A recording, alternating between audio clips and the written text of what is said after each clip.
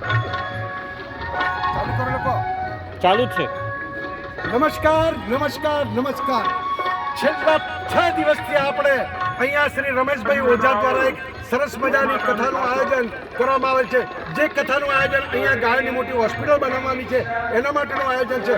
અને દરરોજ લગભગ 50,000 વ્યક્તિઓ, ભાઈઓ બહેનો વડીલો આગેવાનો અને બધા જ લોકો, તમામ સમાનો અને સમરસતા મુજબ દરેક સમાજના લોકો અહીંયા કથા સાંભળવા આવે છે અને પ્રસાદ આરોગે છે.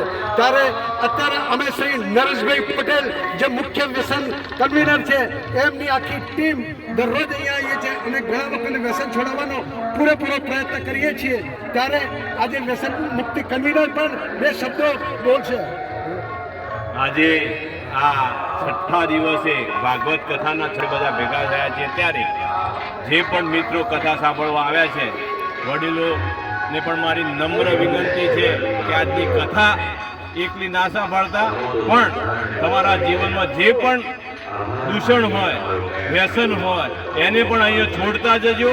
તો કદાચ આપણી આ ભાગવત કથા આપણે સાંભળી છે એ ખરેખર યથાર્થ થશે. એના માટે આપ સૌને ફરી એકવાર નમ્ર વિનંતી છે કે આપ સૌ વ્યસનમુક્ત બનો અને પરિવારને પણ વ્યસનમુક્ત બનાવો, સમાજને પણ વ્યસનમુક્ત બનાવીએ. એના માટેનો એક સંકલ્પ કરીએ. આજના દિવસે આપ સૌને ખૂબ ખૂબ અભિનંદન, શુભેચ્છા.